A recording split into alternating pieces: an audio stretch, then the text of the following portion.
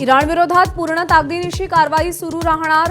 राष्ट्राध्यक्ष Donald Trump यांचा इशारा. जपान आणि चीनला मदत करण्याचंही ट्रम्प यांचं आवाहन.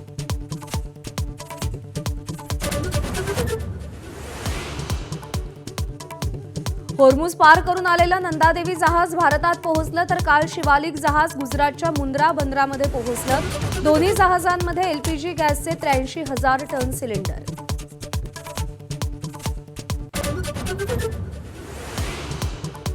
पाकिस्तानच्या काबूलमधल्या रुग्णालयावरील हल्ल्यात 400 ठार झाल्याचा तालिबान्यांचा दावा.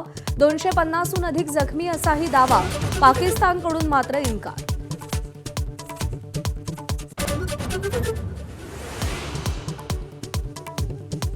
पुण्यात 96 तासात घरपोच गॅस सिलेंडर मिळणार. गॅस वितरकांच्या बैठकीत जिल्हाधिकाऱ्यांचे आदेश, तर ओटीपी पाहूनच सिलेंडर देण्याच्याही सूचना.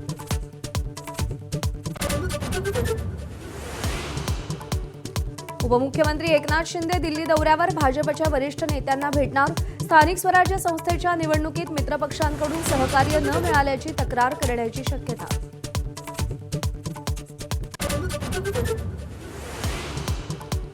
भाजप आमदार नरेंद्र मेहतांच्या अडचणीत वाढ होण्याची शक्यता. भूखंड लाटण्याचा आणि करोडो रुपयांची स्टॅम्प ड्युटी लाटल्याचा नाना पटोलेंचा आरोप. महसूल मंत्री चंद्रशेखर बावनकुळेंच्या पत्रावर मेहतांचा भूमाफिया असा उल्लेख. धर्मस्वातंत्र्य विधेयक विधानसभेत मंजूर. उद्धव ठाकरे गटानं विधेयकाला पाठिंबा दिला. काँग्रेस, पवार गट, माकपा आणि समाजवादी पार्टीचे विधेयकाच्या विरोधात मतदान. राज्य सहकारी बँक घोटाळ्याची फाईल बंद. सुनेत्रा पवार, रोहित पवारांना दिलासा. आरोपींकडून कोणताही अप्रामाणिकपणा, फसवणुकीचा हेतू आढळला नाही. विशेष न्यायालयाचा क्लोजर रिपोर्ट स्वीकारताना निर्वाळा. नागपुरात महापौर, उपमहापौरांच्या पदग्रहणावर 16 लाख रुपयांचा खर्च. कोणत्याही प्रकारची निविदा न काढता उधळपट्टी. स्टेज उभारणी, मंडप, पाणी, चहा, भोजन व्यवस्थेवर खर्च.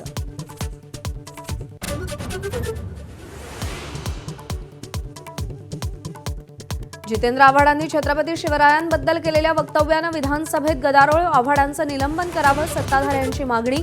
अखेर आव्हाडांकडून माफी. कौटुंबिक वादातून पतीनं पत्नीला मुलुंड स्टेशनवर लोकल समोर ढकललं. पत्नीचा मृत्यू.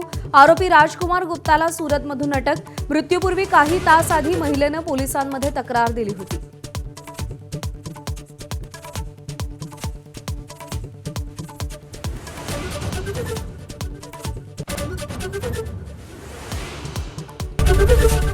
एबीपी माझा, उघडा डोळे बघा नीट.